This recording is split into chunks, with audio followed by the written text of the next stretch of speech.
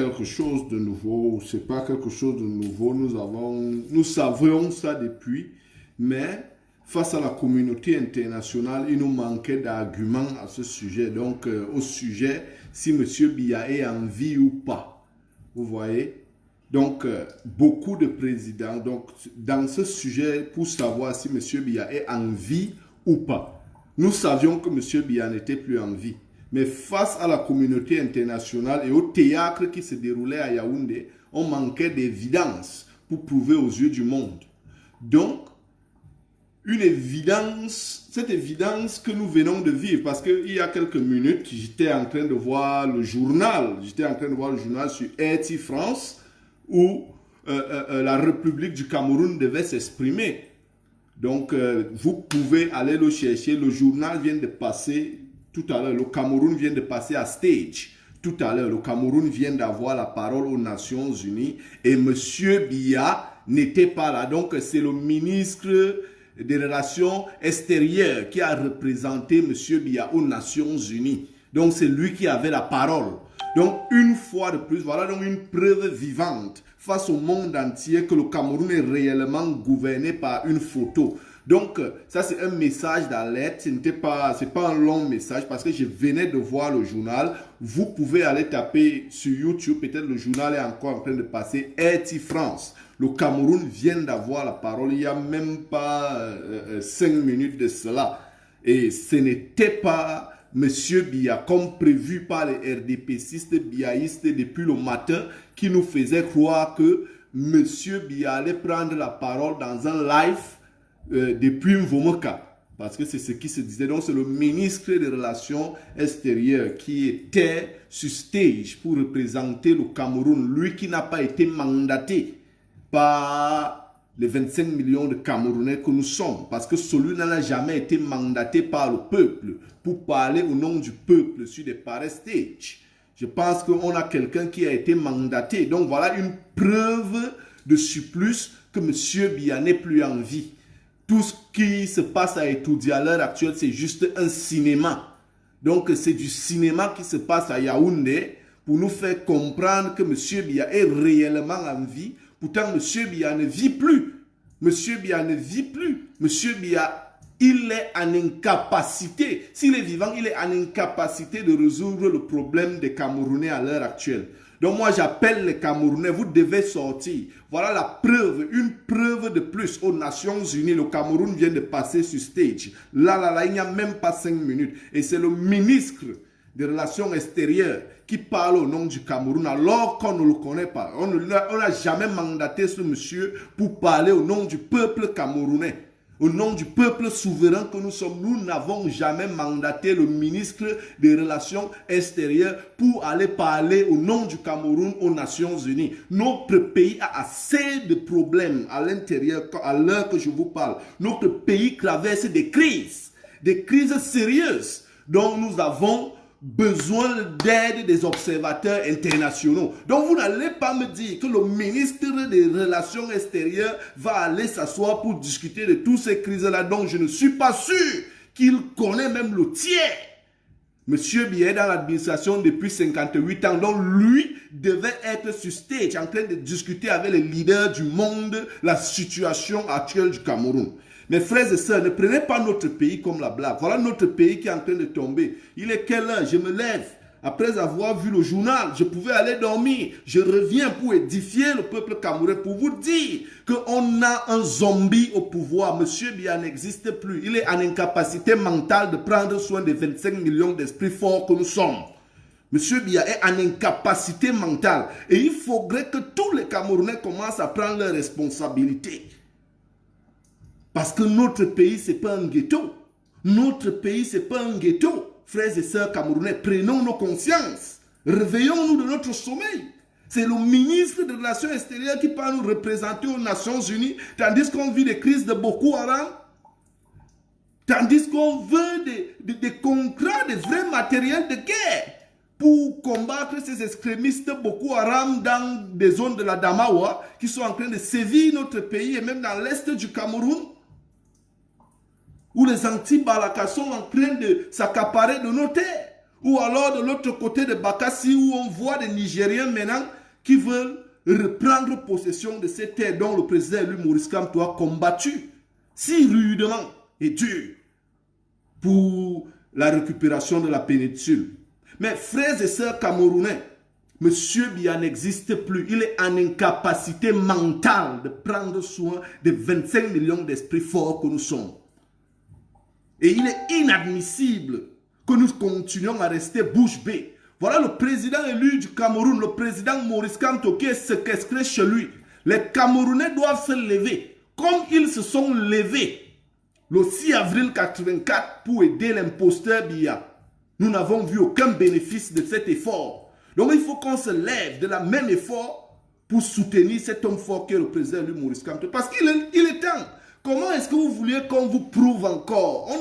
On n'a plus rien à vous prouver. Voilà les Nations Unies maintenant qui vous prouvent que Biya est en incapacité mentale de prendre son. Voilà ça qui vous prouve. C'est le ministre des Relations extérieures qui vient de prendre la parole il y a de cela peut-être 10 minutes. Allez-y en ligne, allez chercher. Il y a de cela 10 minutes, il vient de parler au nom du Cameroun.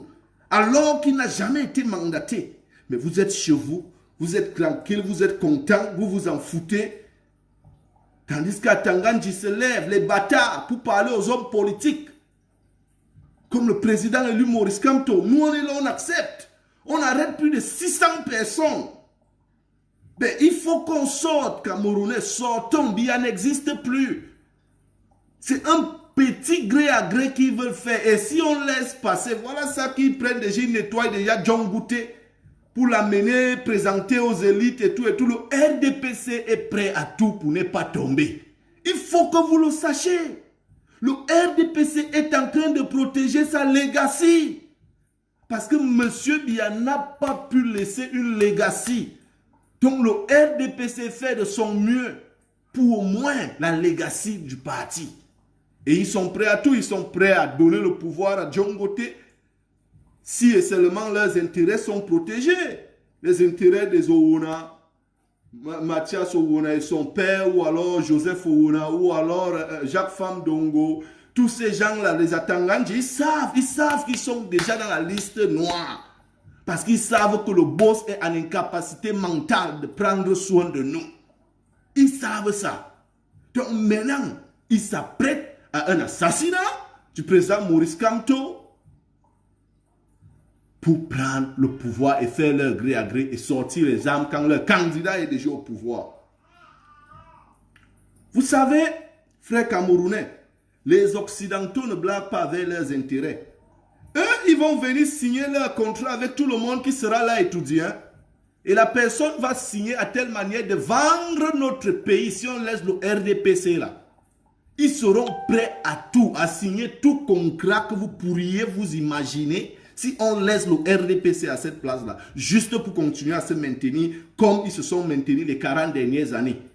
Il faut que vous le sachiez. Ce n'est pas quelque chose qu'on vient pour vous convaincre. C'est une réalité qu'on vient vous dire. On vient juste vous éveiller la conscience sur ce que vous savez déjà.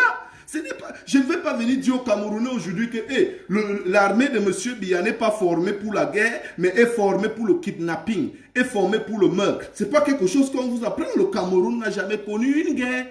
S'ils se sont formés pour la guerre, c'était où? C'est juste, ils sont formés pour le kidnapping parce que c'est ce que le régime sait faire. C'est ce que ce régime fait pour rester au pouvoir aussi longtemps. Et protégé aussi par la majorité du centre. Parce qu'ils savent que une guerre, si la guerre les dépasse avec des mitrailleurs, il y a la guerre dont moi j'ai peur. C'est à l'arme blanche. C'est pour ça que j'essaye d'édifier mes frères du centre. Qu'ils sachent que non, ne prenons pas l'arme blanche ces temps-ci. Laissons cette histoire. Monsieur Biya n'est plus là. On essaye de nous corrompre mentalement pour supporter celui qui vient au nom du RDPC. Non, le RDPC a fait son temps. Ils n'ont même pas pris soin de nous. Parce qu'ils veulent qu'on sorte encore avec les armes blanches comme au 6 avril, les protéger encore et continuer à souffrir. Et ça, ce n'est plus possible que mes frères du centre tombent encore dans ce piège. Comme au 6 avril où ils ont pris les machettes et quoi, les gourdins, verser le sable en route, mettre les camions pour maintenir ce régime. pour maintenir ce régime. Et voilà le résultat au jour d'aujourd'hui où on a le ministre des Relations extérieures qui représente le Cameroun à l'ONU. Tandis que notre pays traverse des crises. Tandis que notre pays est en guerre. Le Cameroun est en guerre. Il y a des déplacés. Des milliers et des milliers de déplacés. Vous voyez? Et lorsque les Camerounais essayent de marcher, on les amène au tribunal militaire. C'est le tribunal militaire qui arrête les Camerounais qui protestent, qui revendiquent le départ de Biya. C'est normal. Il a fait 40 ans au pouvoir. C'est normal qu'on revendique son départ. Si on revendique le départ de Macron, qui n'a même pas encore fait ses 5 ans. Mais Biya n'est pas Dieu. Vous ne pouvez pas nous amener au tribunal militaire parce qu'on demande que Biya aille. C'est un être humain. C'est un être humain. C'est un être humain. Il est juste au pouvoir comme étant le leader des institutions. Et son garant, c'est le peuple. Et si ce peuple ne veut plus de lui, le peuple est le seul arbitre de la souveraineté d'un pays. Parce que le mandat vient du peuple. Et le souverain est le seul capable à appeler à un référendum. Parce que c'est lui le maître de la souveraineté. Et vous allez prendre ce souverain, vous le faites juger par la cour militaire. Non, non. Ça, c'est une erreur. C'est une erreur. Le peuple, c'est le pouvoir. Vous ne pouvez pas malmener le peuple et l'empêcher de s'exprimer. Comme vous le faites si bien, c'est pas comme moi je dis toujours aux Camerounais, c'est pas quelque chose qui a commencé aujourd'hui. C'est pas quelque chose qui a commencé aujourd'hui. C'est ce que ce régime sait faire. C'est ce qu'ils ont l'habitude de faire. Il y a toujours eu les meurtres et les disparitions.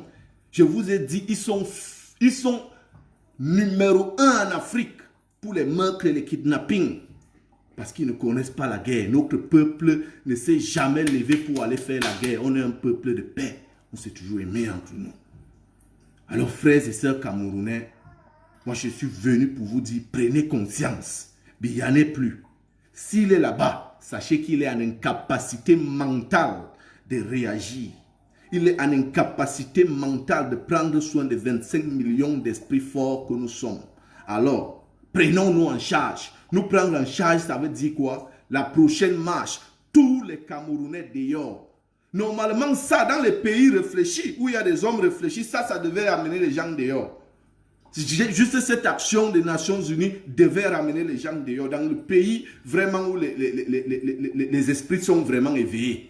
Cette action devait ramener les gens dehors. Sérieux, où il y a vraiment les intellectuels. Parce que ne me dites pas, dans un pays, on dit il y a les intellectuels. Hein? Un pays où le peuple se plaint de la présence physique de leur leader. Et face aux Nations Unies, là où ils pouvaient faire même une vidéoconférence et tout, ne me dites pas, il ne sort pas. Il ne sort même pas pour montrer au leader du monde que mon peuple se trompe. C'est juste que je suis occupé par d'autres actions qui sont toujours bénéficiaires pour eux. Mais il n'est même pas capable de prouver ça à son peuple et à d'autres nations. Que oui, mon peuple, si au moins il sortait et n'envoyait pas son ministre de l'extérieur, des relations extérieures, je dirais que, ouais, le gars, quand même, il vient, peut-être il est occupé parce que le pays est chaud. Il y a la crise du Nozo, il y a les anti-Balaka à l'Est, il y a la crise de la Damawa. J'allais dire que non, il est peut-être occupé. Mais maintenant, qui n'est même pas sorti pour parler pendant le meeting de l'Afrique concernant la COVID-19, il n'a pas fait de sortie.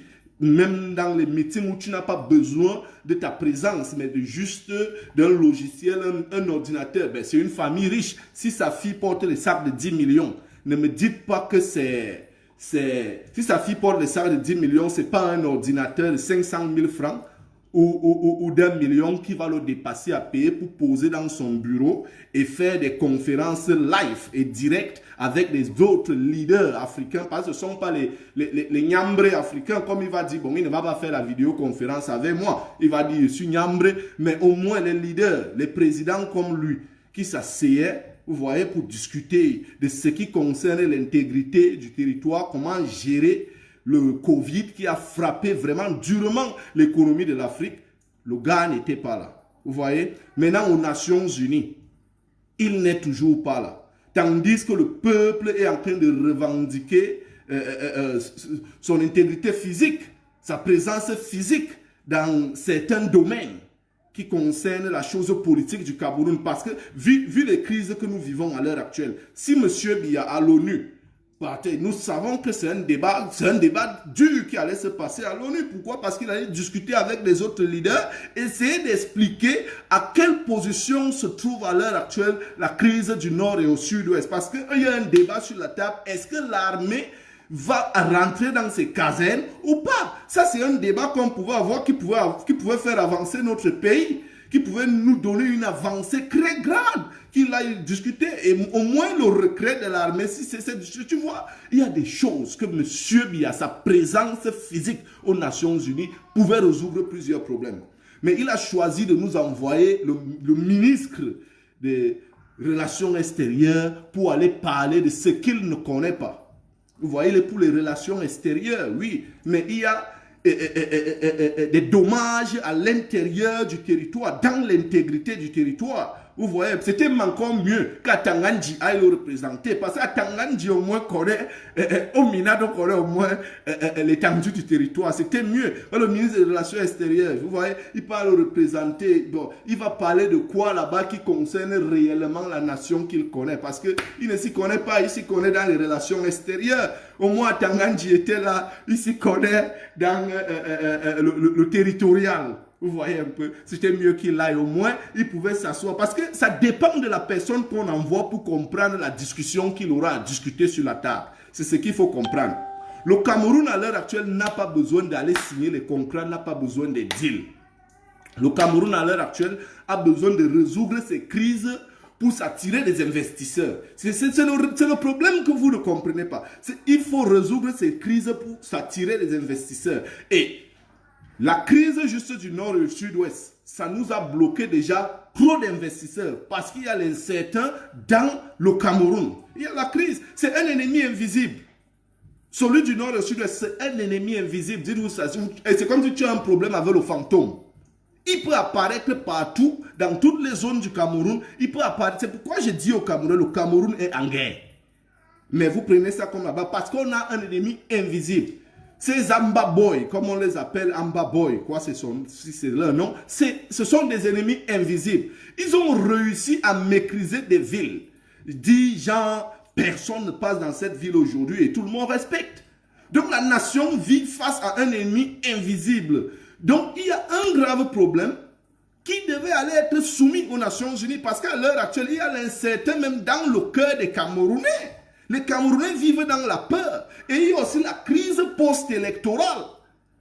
La fameuse crise post-électorale qui vient au-dessus. Donc, il y avait beaucoup de choses à discuter dont la présence physique de M. Biya était trop importante aux Nations Unies. Ceci me pousse à la conclusion que soit M. Biya est mort, soit il est en incapacité physique et mentale de prendre soin des 25 millions d'esprits forts que nous sommes.